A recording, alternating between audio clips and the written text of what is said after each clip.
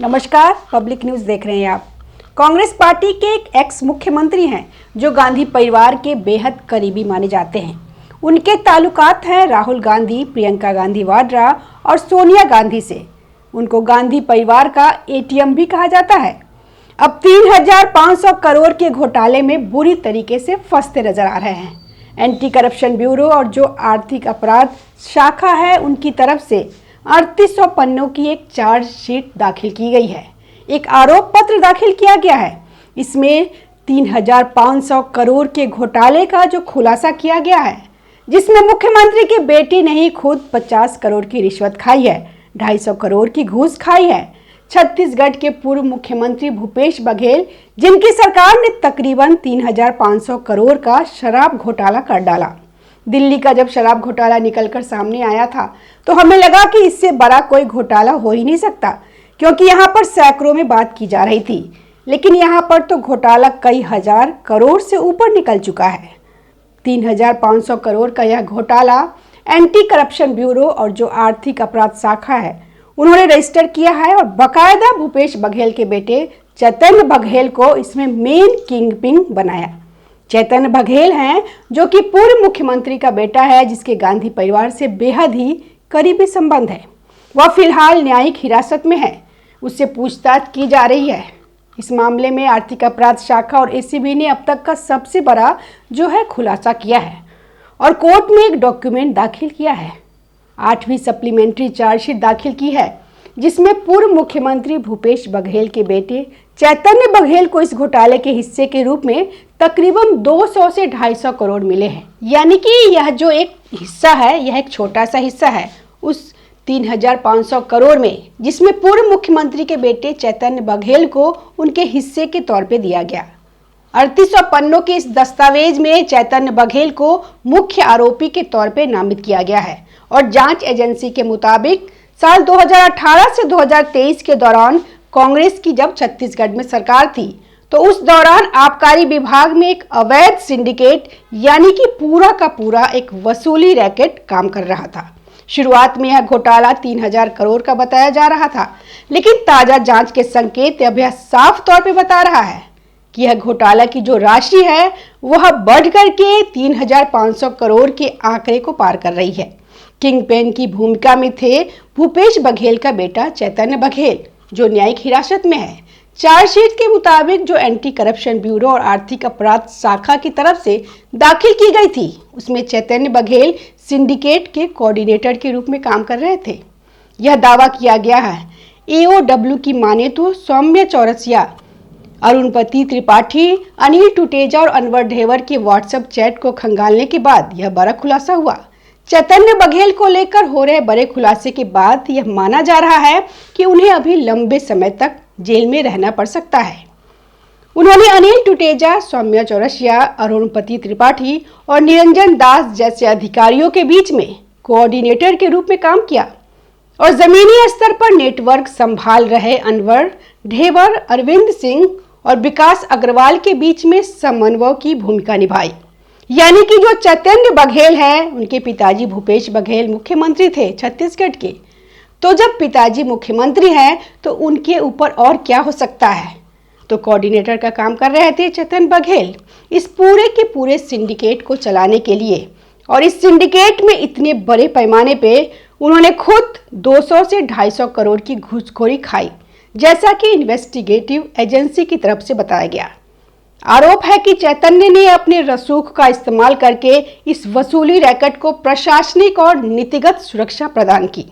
उनके पिताजी मुख्यमंत्री थे तो पुलिस प्रशासन सब कुछ उनके अंतर्गत आता है, तो पिताजी को एक फोन घुमाइएगा तो फिर सब कुछ सेटलमेंट हो ही जाना है।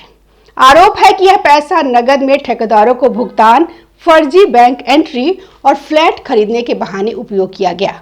त्रिलोक सिंह ढिल्लो के साथ मिलकर विट्ठलपुरम नामक परियोजना में फर्जी फ्लैट खरीद की योजना बनाकर 5 करोड़ हासिल करने के आरोप में भी घिरे हैं। इन फ्लैटों को त्रिलोक सिंह ढिल्लो के कर्मचारियों के नाम पर खरीदा गया, लेकिन असली लाभार्थी चैतन्य ही थे। जांच में यह भी पाया गया कि चैतन्य ने इस घोटाले से जुड़े 1,000 करोड़ से अधिक की अवैध धनराशि को हैंडल किया, जिसे अनवर ढेबर और अन्य के माध्यम से छत्तीसगढ़ कांग्रेस के तत्कालीन कोषाध्यक्ष तक पहुंचाया गया। यह राशि बघेल परिवार के करीबी लोगों द्वारा आगे इन्वेस्टमेंट के लिए प्रयोग की गई है। इस घोटाले में राजनेता, आबकारी विभाग के अधिकारी, कारोबारी सहित कई लोगों के खिलाफ नामजद एफआईआर दर्ज है। ईडी ने अपनी जांच में पाया कि तत्कालीन भूपेश सरकार के कार्यकाल में आईएएस अफसर अनिल टुटेजा, आबकारी विभाग के एमडी एपी त्रिपाठी और कारोबारी अनवर ढेवर के सिंडिकेट के जरिए घोटाले को अंजाम दिया गया था। हर बोतल पे जो है अवैध वसूली की गई, यानी कि कांग्रेस पार्टी की रिजिम के टाइम पर अगर एक बोतल भी शराब की इधर से उधर की गई हो तो उस पर भी अवैध वसूली की गई। इन्फोर्समेंट डायरेक्टोरेट की टीम के मुताबिक यह मामला पहले ही सामने आ चुका है कि साल 2019 से 2022 के बीच में छत्तीसगढ़ में बिकने वाली शराब की हर एक बोतल पर अवैध रूप से पैसा वसूला गया। चैतन्य बघेल को जुलाई में गिरफ्तार किया गया था और वह वर्तमान में न्यायिक हिरासत में। उनसे लगातार इस बाबत पूछताछ की जा रही है। अब जब भूपेश बघेल के बेटे चैतन्य बघेल को इस 3800 करोड़ के घोटाले में गिरफ्तार किया गया, उसको जुडिशियल कस्टडी में रखा गया है, तो भूपेश बघेल कह रहे हैं कि हम सरकार के खिलाफ बोलते हैं, मोदी के खिलाफ बोलते हैं, हम मोदी की नीतियों की आलोचना कर रहे हैं, तो हमारे बेटे को राजनीतिक षड्यंत्र के तहत फंसाया जा रहा है। अरे भाई, आलोचना आप कर रहे हो तो आपके बेटे को क्यों फंसाया जा रहा है? अगर भारतीय जनता पार्टी को बेडेटा पॉलिटिक्स ही करनी है तो आपको उठा के जेल में डालेंगे। आपके बेटे को क्यों जेल में डाला गया? आपके बेटे को क्यों हिरासत में लिया गया? क्योंकि बड़े पैमाने पर घोटाले किए हैं आपके बेटे ने। और भूपेश बघेल जी, आपका भी नंबर आएगा, क्योंकि बड़े पैमाने पे जो 3500 करोड़ जो डकारे गए हैं, घोटाले के नाम पे जो वसूली रैकेट चल रहा है, वह उसमें तो सिर्फ और सिर्फ 200 करोड़ का ही हिस्सा आपके बेटे चैतन्य बघेल के हिस्से में आता है। बाकी का पैसा कहाँ चला गया? जो भी लगभग 3200 करोड़ जो बचता है वह कहाँ पे चला गया? क्या कांग्रेस पार्टी की दूसरे तमाम आकाओं को बांटा गया? गांधी परिवार को दिया गया?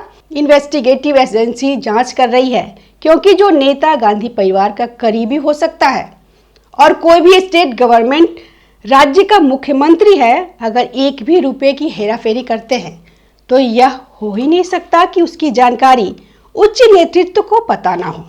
यानी कि दिल्ली में बैठे जो उनके माई बाप है, जो उनके राजनीतिक आका है, उन्हें पता ना हो। हर एक पैसे की जानकारी होती है उनके मुख्यमंत्री है और वो क्या कर रहे हैं।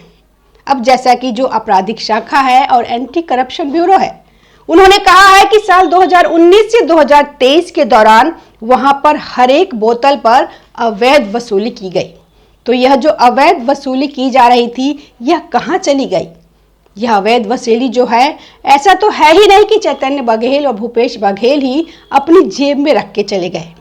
अभी शायद यह मुंह ना खोले। अभी शायद जो इनके हुक्मरान हैं, जो इनके आका हैं, जिनके इशारे पर यह पूरा का पूरा घोटाला जो है किया गया होगा, अभी यह उनका नाम नहीं लेंगे, क्योंकि अभी सिर्फ बात चैतन्य बघेल तक आएगी। फिर उसके बाद में उनके भूपेश बघेल को जब बुलाया जाएगा तब उन्हें न्यायिक हिरासत में रखा जाएगा। जब उनसे पूछताछ की जाएगी तब भी शायद नाम इतना जल्दी निकल के ना आए। तब भी उन्हें जेल से बाहर निकालने के लिए महंगे महंगे वकीलों की ब्रिगेड खड़ी कर दी जाएगी। लेकिन जब उन्हें सजा कोर्ट की तरफ से दे दी जाएगी, उसके बाद में हो सकता है कि फिर कुछ राजनीतिक बवंडर छत्तीसगढ़ की पॉलिटिक्स में देखने के लिए मिलेगा। क्योंकि इतने बड़े पैमाने पे जो घोटाला किया गया है, यह अकेले तो नहीं पचा सकते भूपेश बघेल के बेटे चैतन्य बघेल या फिर भूपेश बघेल खुद। इसमें यकीनन तौर पर बंदरबाट की स्थिति है। हर जगह पैसा औकात के हिसाब से बांटा गया है। और 3800 पेजेस की जो चार्जशीट है, 8वीं सप्लीमेंट्री चार्जशीट दाखिल की गई है। इस चार्जशीट में जो तमाम खुलासे किए गए हैं कोर्ट के सामने, तो सजा होना तय है। बस इंतजार इस बात का है कि जो चैतन्य बघेल को अभी असली किंगपिन माना जा रहा है, जो मास्टरमाइंड माने जा रहे हैं इस मामले के, इसके ऊपर किसका हाथ था, कौन से लोग जो है इसको गाइड कर रहे थे, किसने आइडिया दिया, ये सारी चीजें अभी सामने आना बाकी है। धन्यवाद। हमारे वीडियो को लाइक कीजिए, कमेंट कीजिए और चैनल को सब्सक्राइब जरूर कीजिए। ताज़ा खबरों से जुड़े रहने के लिए हमारे चैनल को सब्सक्राइब करें और बेल आइकन को दबाना ना भूलें ताकि हर खबर की नोटिफिकेशन आपको मिलती रहे।